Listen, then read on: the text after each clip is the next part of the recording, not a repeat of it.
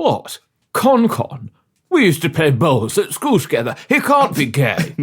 Matthew, I've hit record. What? I thought this was the test. Well, welcome to Mysterious Mysteries Series 1 review. Would you like to fill the listener in on whatever the hell that just was? We're just doing a minor screen test, a radio test. I'm puce now. Look what you've caused. Right. I'm keeping that in. There's no way I'm editing that out. Well, welcome to the review episode. Right, yes. So, it's a new year. And how are you, Matthew? Happy New Year. Happy New Year. Yeah. It's a new me. We've learnt a lot about you already. Wow. and how are you? I am very well. And the reason I've brought you here today is I felt that it would be good as to mark the interim between Series 1 and Series 2 of the show. If we could just look over some of the emails we've been getting, some of the fan mail, Facebook messages. Yeah, we've had tweets. We've had tweets. Yeah. How they've tweeted. How they've tweeted. So we've had reviews, we've had emails. It's all been kicking off, so I feel like just to give people a little something to listen to before we come back for season 2, we could read them some out and play some clips to indulge in a bit of nostalgia. Let's do that. Yeah, okay. We've had some wonderful things, haven't we? I've printed them all off for you, so if you have a look in your little pamphlet there. Oh, yeah. Yeah. Oh, here we go. Let's start with Mysteries Series 1 review. Indeed. Right. Open it up. Right. Shall I read the first one we've had in? Okay. So we got an email from Thomas, a very lovely email. He says, "Hey guys, love the show. You're hilarious." Well said. Oh, well. Carry on. I like this man. I think I'll invite him round. Why not? Yeah. Keep up the good work. And that's right. Yeah, we put out a little message on Facebook over Christmas saying that we'd like people to let us know what their favourite moments from Series 1 were. And Thomas has written, "My favourite moment in Series 1 was Rudolph saying, 'Was that you singing that effing song again?'" Which was, I'm sure you'll agree, a fantastic I moment. didn't think people actually liked these moments. What do you mean? What do you think? Well, I thought they'd sit there in horror, turning us off. Quite possibly so. Rubbing the radio down. Clearly, Thomas did not mind. Well. He then wrote, "Well done, smiley emoji face. When is Series 2? Thanks for the podcast." Oh, well, isn't that nice? That's kind of him. We'll address Series 2 at the end of this episode. But Thomas wasn't the only person to enjoy Rudolph. On Facebook, Sophie wrote that her favourite moment was the Scottish reindeer! Exclamation mark. A lady, a few words. A lady of taste, evidently. Well, absolutely. I wonder whether she'd be willing to participate as a Mrs. Rudolph. Oh, down the my. line. Well, I guess there were female reindeer, weren't there? So, do we think that's Rudolph, her bent? Maybe she should write it again. Now she's off it. Yeah, you see, you like Rudolph. Right, okay, moving on. It's telling us an awful lot about our listenership, I think. We are learning a thing or two here. On Twitter, we had Engineer Paolo, also loved Rudolph. He went a little further. He said, "Your Christmas special is begging to be produced on Broadway." Oh, well put. I know. Enough of this a very Potter musical. Give us a Rudolph that swears the knickers of you. Well, that ties into what you were just saying about a Mrs. Rudolph. Yeah, he seems to be suspecting a predominantly female audience by the sound of it. Absolutely. I wonder what led him to that sort of mindset. Well, the wonder of social media is we can ask. We probably won't. No. But we could. No. Shall we have a listen to that clip then? Just to remind ourselves what everyone seems to be clamouring about. Okay. Let's play it. This is Santa meeting Rudolph in the Christmas special episode. Santa meeting... we are playing the Rudolph bit. Yeah, we're going to play the clip. This is a season 1 review. What, you don't want to? Well, be careful, everybody, because there's the Rudy. I didn't say half of it. So be careful. At your own risk, basically. Well, yeah. They can remove the earphones for a minute or so if they want to shield. If there are children listening, yeah. Well, okay. For the rest of you, here it is. Ho ho ho! Here we are, Santa. The stables. Good work, Pepper. Now, where is Rudolph? I'm guessing I'm Rudolph. Yes. Okay. Scottish accent - slur. That's right. Just like traditional Rudolph. Is that you singing that fucking... Oh, no. No, I'm not swearing. Yes, you Why? Is that you singing that fucking song again, you big Jessies? What's a Jessie? We've lost it. That was brilliant. A Jessie is like it's like a wimp, I think, in Scottish slang, Where, Jessie? patois. Okay. Aha, there you are, Rudolph. Aye, here I am, same as always, you fat bastard, you. Oh, Mick. No. I'm going to be drawing the line soon. You're quite the joker, Rudolph. I'm no joker, you daft fanny. What? I really hope no child is listening to this. I can't believe what you've done. I'm not doing anymore. You're quite the joker, Rudolph. No. I'm no joker, you daft. And then he says, I've said it once, fanny.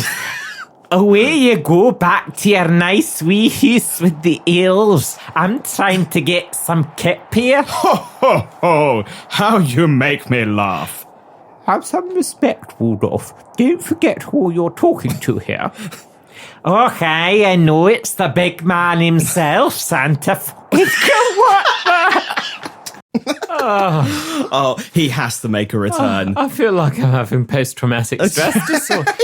Do you need to lie down? Shall I put a little wet flannel on your forehead? All my fine feelings and raptures coming back to me from that moment. Goodness. I think that was a great suggestion, but maybe next Christmas, a Rudolph-based episode, we could bring Anna Mrs. Rudolph. No, but I'm not listening to anyone. A counterfoil. You stop his plots, listeners.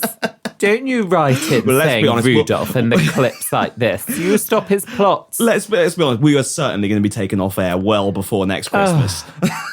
I'm trying to keep a low profile. So that was what I'd say the majority of people nominated Rudolph as their favourite. But we did get plenty more. We got an email here. Oh, yeah. Would you like to read it, Matthew?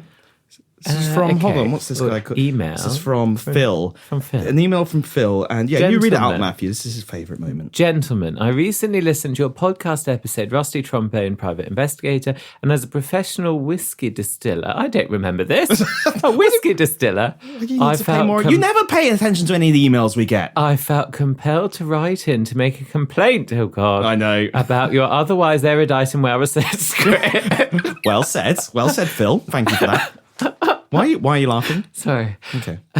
In the opening scene, Rusty can be heard pouring, I know what's coming up, pouring what is supposed to be a glass of scotch. However, it is clear to anyone with half a brain. I'm with you, Phil.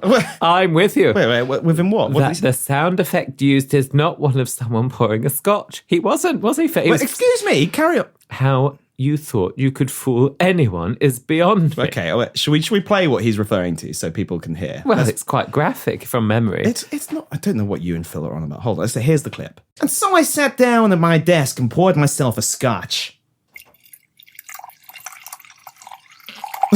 Sounds like a flooded pissoir. Just pouring myself a scotch. Hold on. Pissoir. This is just graphic.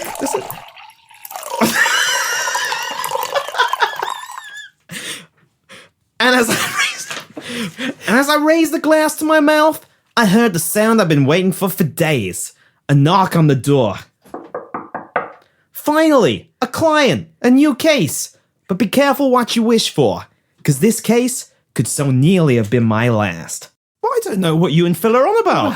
Hearing that Scotch, it even gets a heavier flow towards the end. Yeah, well, keep reading. I think he explains his logic. Keep going. Right, he says, no, it was obvious to me, as I'm sure it will have been to many of your listeners, that the sound effect used was in fact a recording of someone pouring a single malt. Oh, I see. Okay. He's clever. That is possible. I disagree, Phil.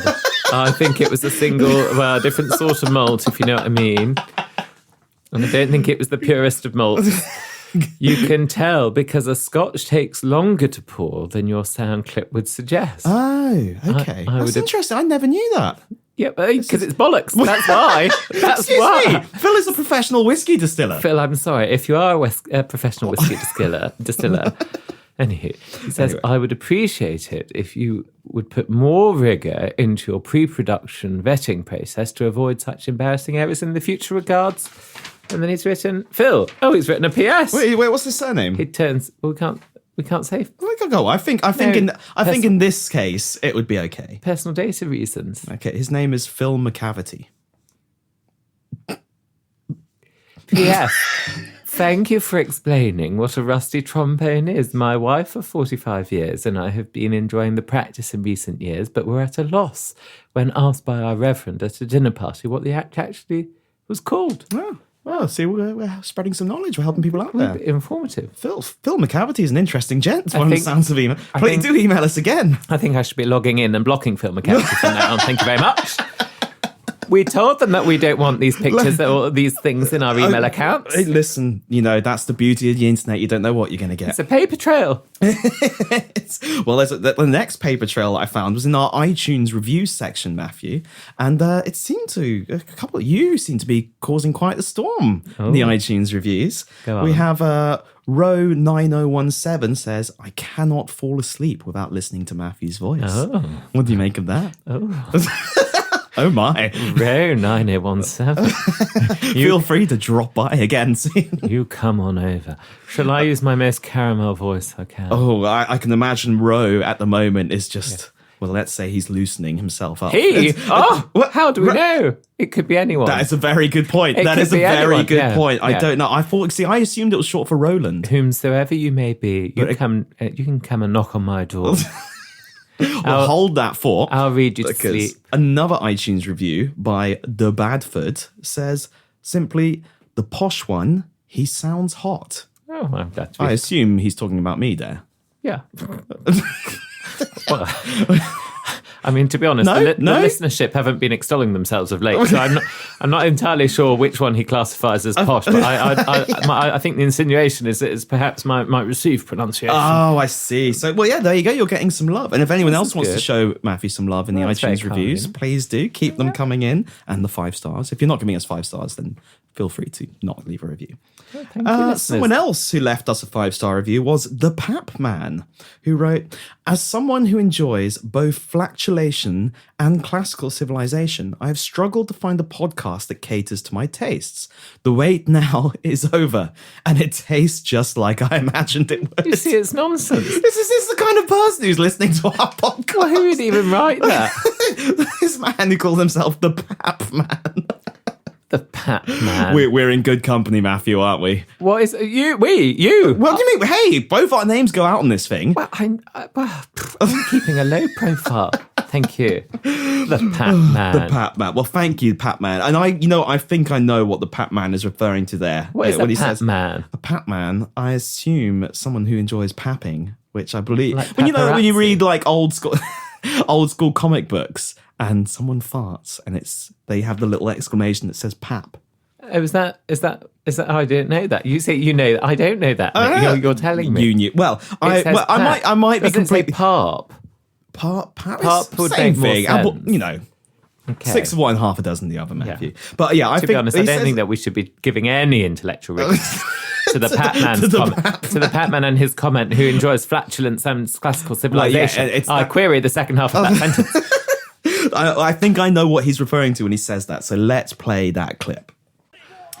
At that, Melissa's body closed its eyes and rose further into the air, whispering commands in a foreign tongue. All of a sudden, the forum fell still. The competitors who had been desperately trying to escape the ruins froze and began to groan, reaching for their bowels. But there was nothing they could do. With a great crescendo, Vulcan concluded his spell, and almost instantaneously, the hundreds of competitors, just as Grumio had earlier, began to eject their substantial waste from every orifice. Oh my God. I'm taking off my headphones. I'm taking them off now. I'm not listening. You tell me when it's over. It's over. I'm not listening. Damn it, it actually is over.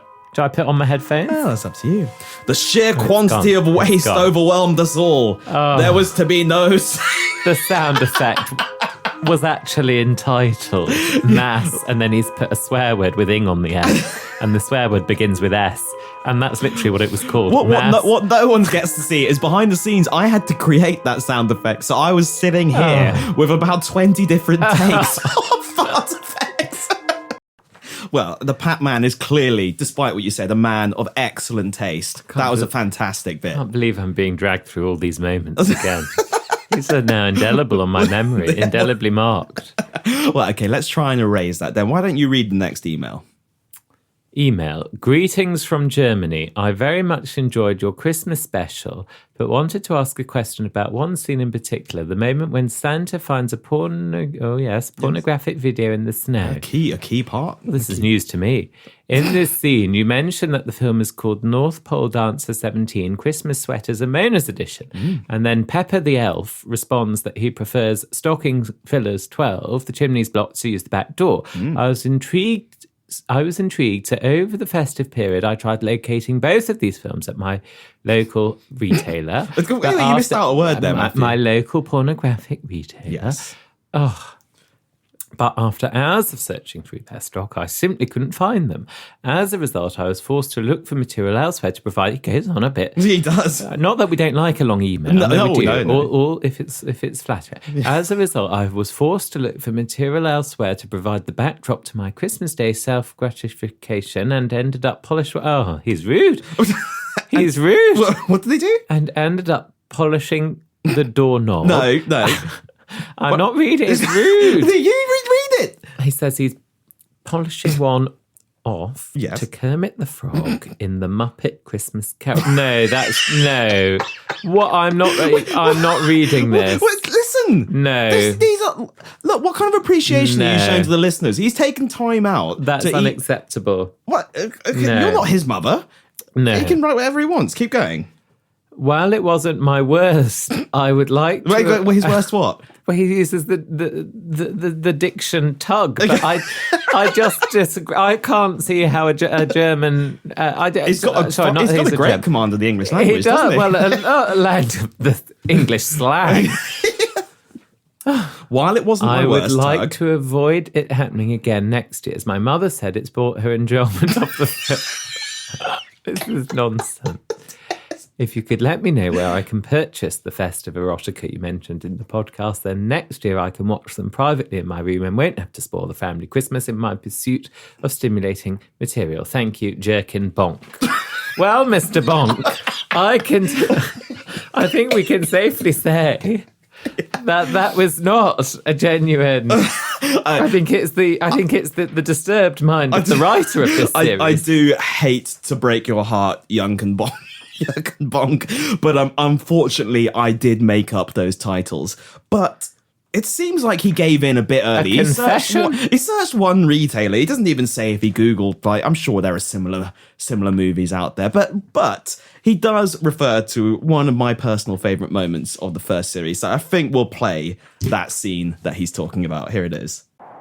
Hold on. Oh. I think I've found something.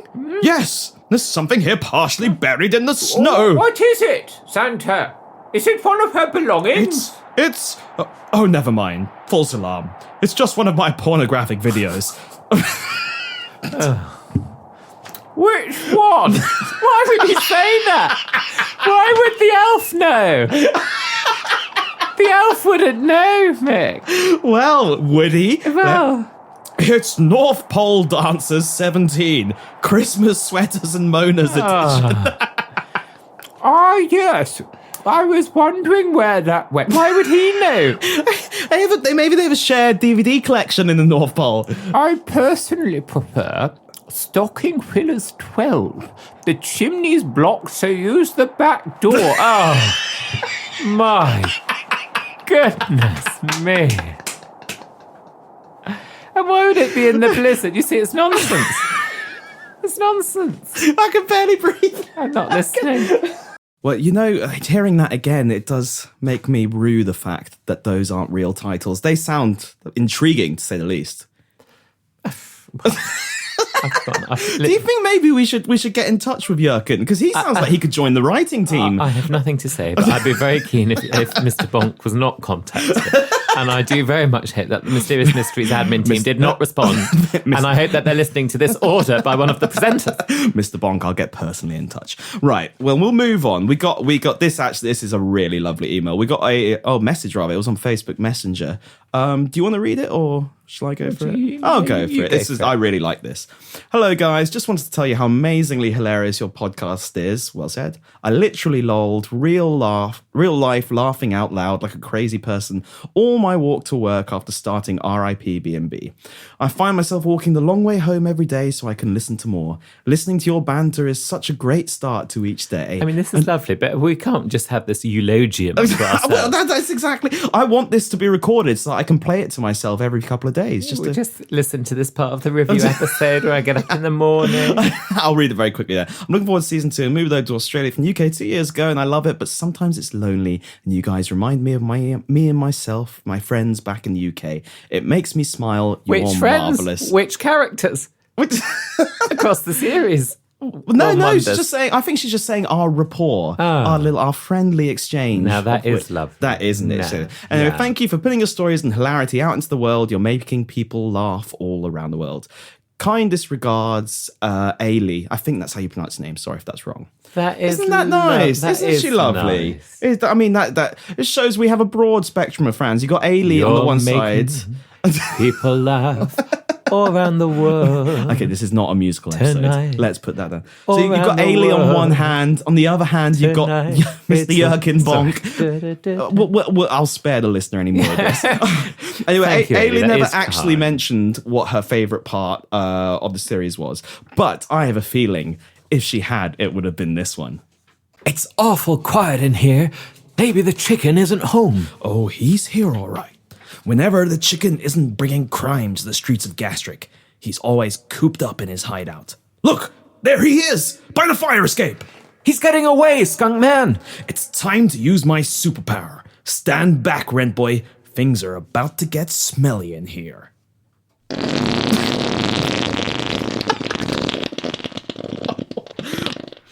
That was particularly violent, wasn't it? It got rather baritone towards the end. It did. He's down, rent boy. Quick, tie him up before he can get back up off the floor. You got it. So we meet again, chicken. Damn you, skunk man. Damn you and your pungent wind. That voice is so much better than what I could possibly have expected. That was amazing. You actually sound like a chicken. Just for the purposes of the listener, do you understand the task I have been given? I have never seen this script before, and yet my very first line as the supervillain is and it's quote, and it's in brackets, dazed and coughing, and it is a chicken suffocating on a Superman's fart. And that is the line that I get given, and then I've got to pretend to be a chicken.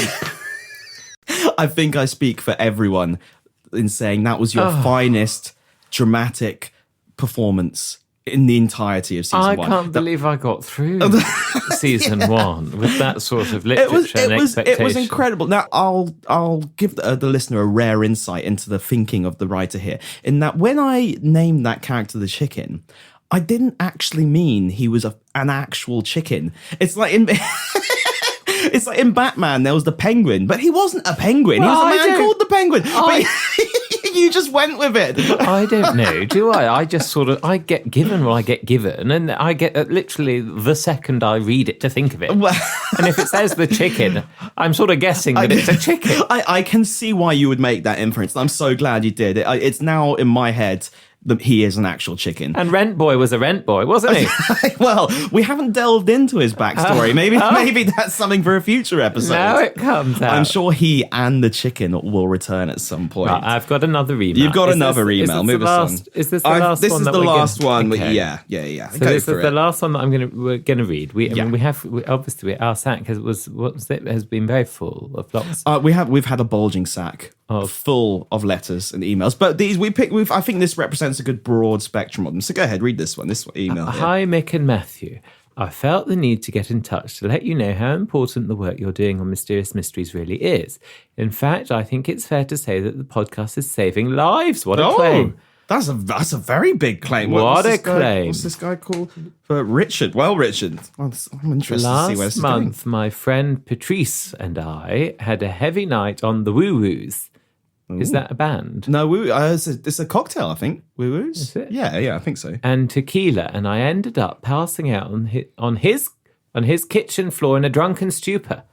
A little while later, I hazily woke up to find Patrice knelt down at my feet performing. Oh no! Well, this is great. Why is this? Doesn't this stuff get blocked by our filters? Apparently How not. do we get these in? But what was This Patrice? is another one that I've not seen. You should be paying more attention to our inbox. Well, I then, log clearly. in occasionally, but I don't. I think that the team deletes these ones. Maybe. Because they know that I throw my toys out the.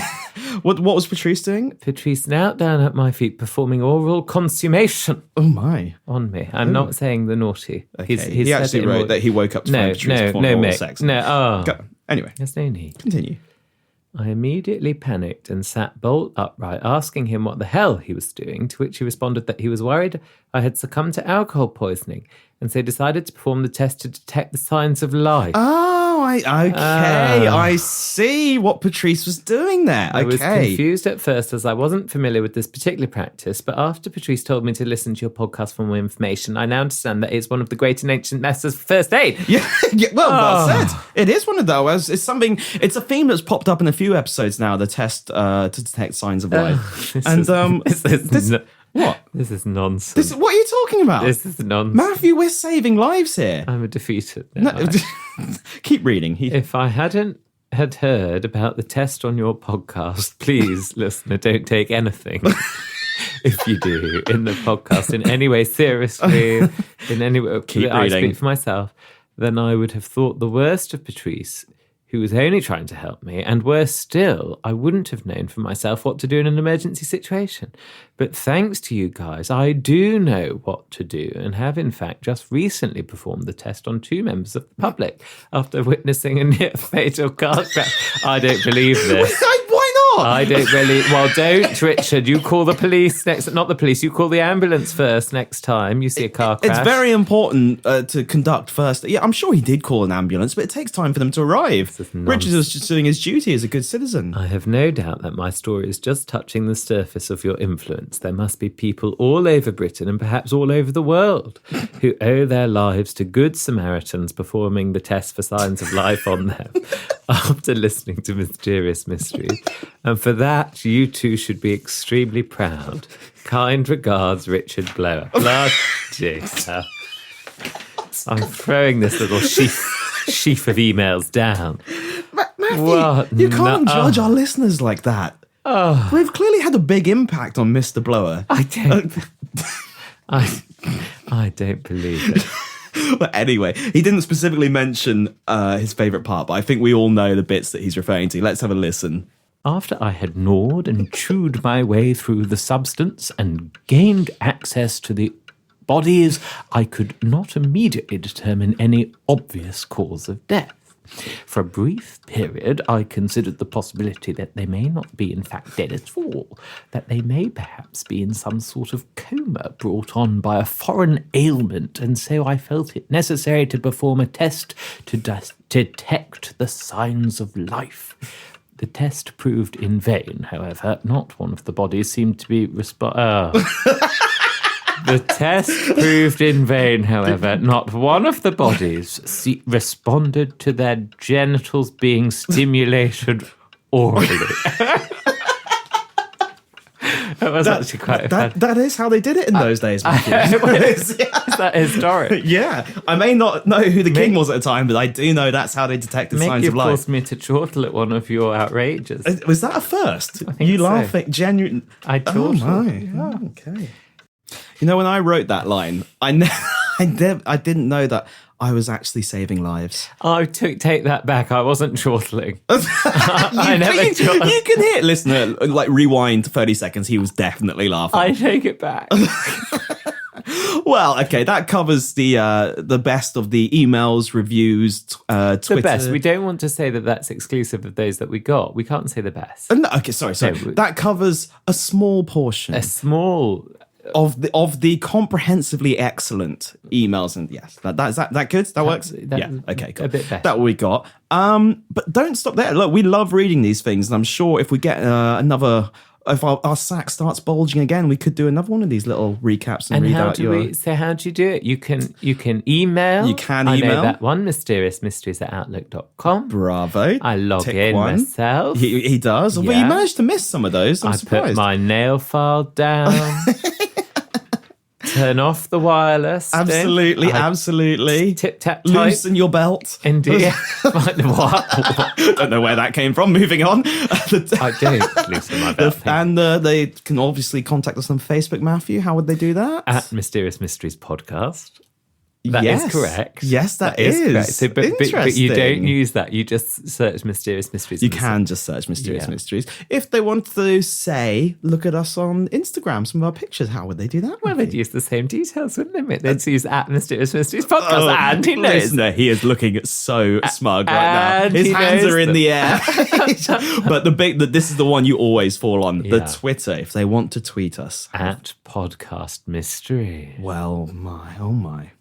I never thought I'd see the day. Are you proud of me? You've been doing your revision over this 2-month It's break 'cause we've I've had, been- haven't It's you? because I've been having a look in preparation to this at what we've actually come in. He's actually signed into these accounts for the first time. And I've thought about it. You I thought, have. Right, we're doing a review, so I've got to think about, I've got to look at what we've had. Yes, well, I'm proud of you, Matthew. You've grown into your position. Thank you. Well, I guess we should address the elephant in the room. I'm not talking about you, Matthew.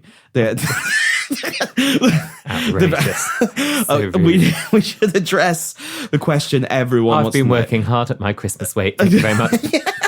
I can still see a little of that holiday paunch very down there. self-conscious about it. Everyone has been asking us, when is Series 2 coming? Now, we can't actually answer that question. We don't have an exact date, do we, Matthew? He says. As though I'm in any part. I just turn He up. just turns up. We don't have an exact date, but we can tell you that when I say we, I mean me, I am working very hard on getting the scripts together, and we imagine that we will see a spring release. Is that fair to say, Matthew? Spring release. A spring. See, that's quite a nice turn of phrase, isn't it? A spring spring release. release, yeah. It's also sufficiently vague that we can really we've got the next few months to get our shit together. We've hedged our positions. We have hedged up. We've hedged the position. It would now be terribly awkward if we don't even make that deadline, wouldn't it? Well, I'm thrilled. So a spring release for A season spring 2. release for Series 2. Send in your emails. Send in your emails Twitters, and your follow tweets, us on all those accounts, because that's where we'll make the first official announcement of the actual date. And what can they do, Mick? In the meantime, They can star and rate. They can star and rate. And we're not asking. We're telling. We're telling. You will go to iTunes You get and on the leave, and platforms. leave a review. Well, I think that wraps up everything. Don't you think, Matthew? Bravo. Bravo. Right. Well, we'll leave it there. Thank you for all your comments, and we'll see you in spring for Series 2 of Mysterious Mysteries.